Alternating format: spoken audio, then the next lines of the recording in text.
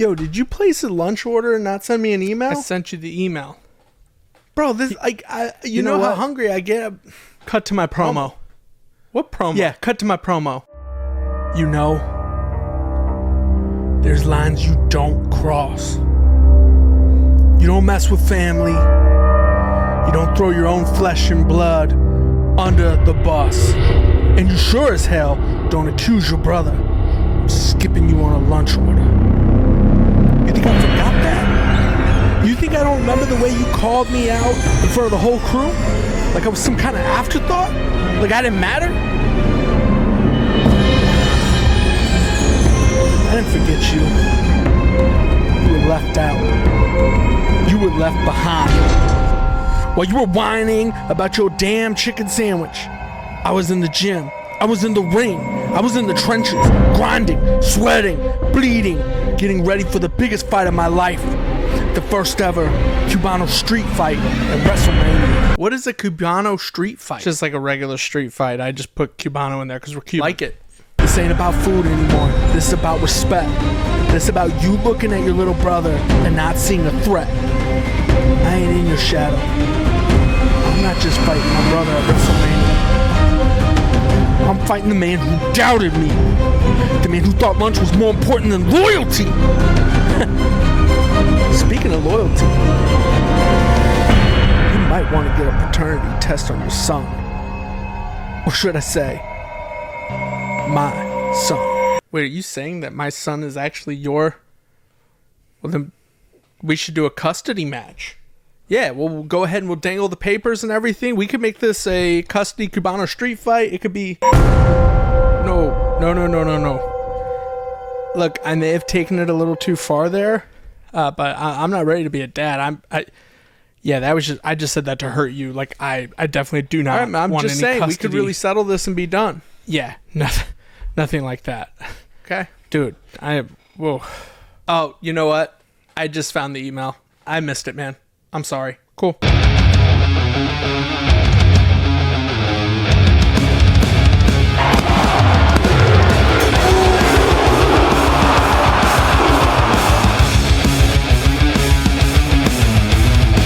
Hey, and welcome to OOOOOHHH.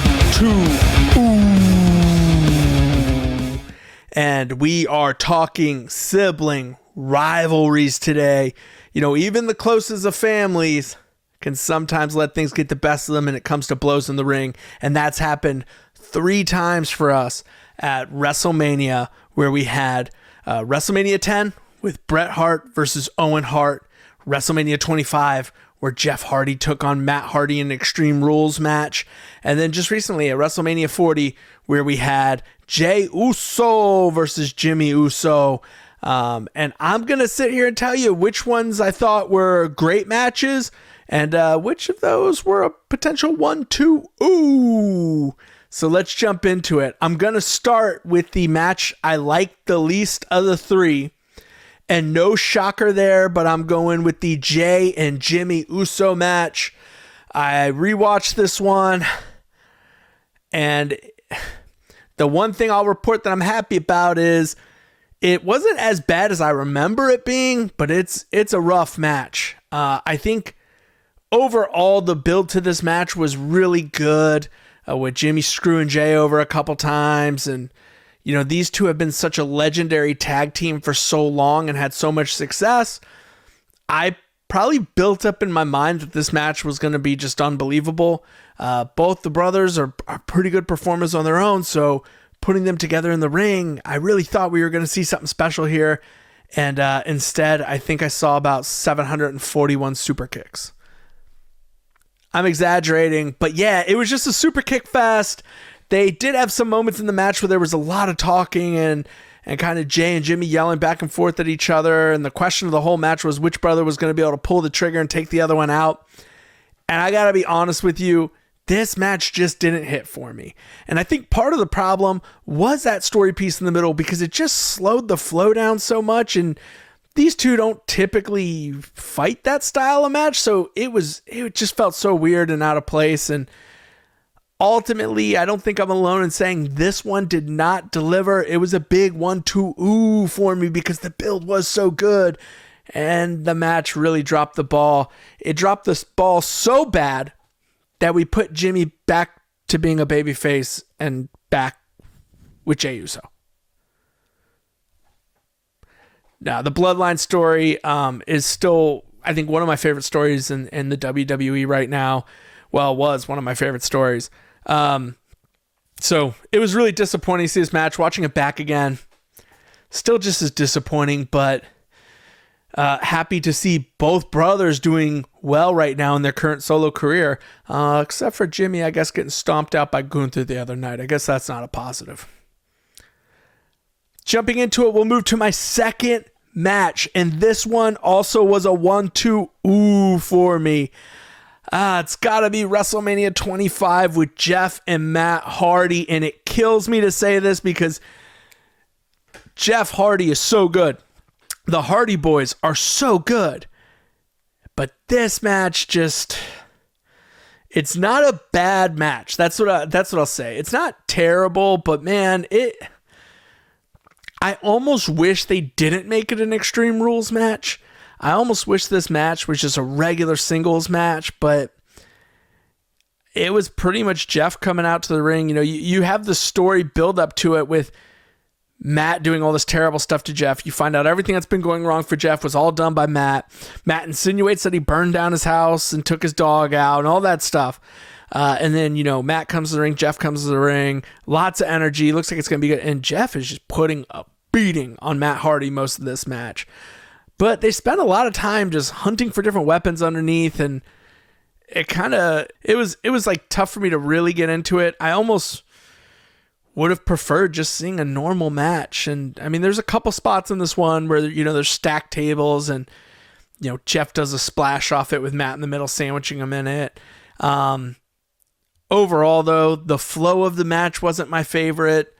And I think I just kind of walked away, and part of it again falls on that I have such high expectations for the Hardys, and I have, similar to the Uso match, I have such high expectations for them that this just didn't really deliver for me.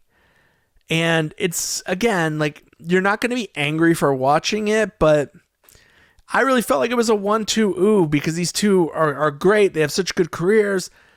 You pin them up against each other, you're assuming you're going to have a banger of a match here, and especially making it Extreme Rules. Like, these guys are the masters of the TLC match. Like, they are legendary for these hardcore extreme matches, and the stuff the Hardys are willing to put their bodies through. It's insane.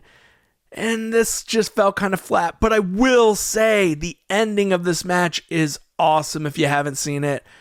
I really enjoyed it. I mean, Jeff taking that big spill off the ladder with that leg drop, and then you have Matt, he locks that chair over his head and does a twist of fate with the chair over his head. It's pretty cool if you've never seen it. So I thought that was a neat way to finish the match, and I like the way that it's a very brutal way to finish it, and Matt gets the win, which is kind of surprising too. Matt taking the win away in this one, which I think was, looking back on it, I like that call. I like when he's able to sneak a win out like that, because you don't expect it, and you kind of want that feel good moment, and you don't get it. So I'll take that, and I did like that aspect of it. So I do elevate this match over the Jey and Jimmy match, but this would fall second for me, leaving my number one brother match, sibling match, and that is the best there is, the best there was, and the best there ever will be. And this match is not a 1-2 ooh. This is a banger. I love this match between Owen Hart and Bret Hart. I gotta say, it's tough to watch knowing what happened to Owen, but God, he was underappreciated when he was alive in wrestling, man.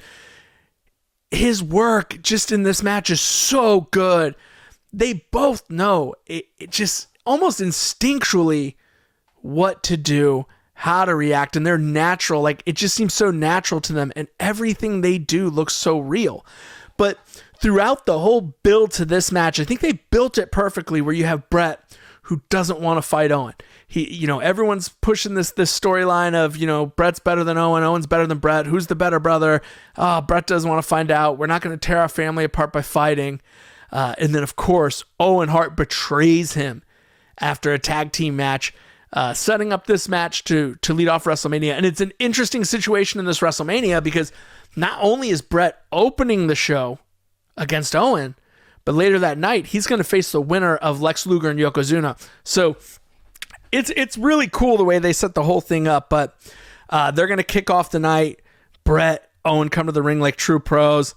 And it's a pretty technical wrestling match. I mean, both of these guys are just such amazing in-ring workers. And I loved that they really pushed the angle with Bret's injured leg. There's a whole section where all Owen is doing is working on that leg, working on that leg, working on that leg. And this goes on for quite some time, putting him in submission holds with that leg, just really torturing Bret. And it's sold so well. And then there's this moment where Bret, you keep thinking each one of them is going to get the finish. Bret's going to get the finish. Bret for sure is going to beat Owen, and he just can't get the pin. And he does this whole top rope thing with him, sets him up there, puts him on his shoulders. And when he goes to drop Owen down, Owen actually reverses it into a roll, or drops down on it into a pin. And that's it. That's it. Bret's done. 1, 2, 3. Owen Hart takes the win. And again, I love it because it's not expected. You expect Bret Hart to for sure win that match. You expect Bret Hart to for sure come away with the dub there, and it's not the case. And it's not the case at all. So, really, really good match overall, and definitely my favorite. It explains to me why they would go back to the well on this. Why trying to do sibling matches again would be something they'd explore, because this one was successful in my opinion. But I think since then, I don't know what it is about it. It just doesn't click. So that's it for WrestleMania. I think now we got to start thinking towards WrestleMania 55. Who are going to be the next brothers to face off in the ring? Is it going to be the Creeds? I don't know. Like, subscribe, and sub. I'm your boy 8-Bit Mike, and this is 1, 2, ooh.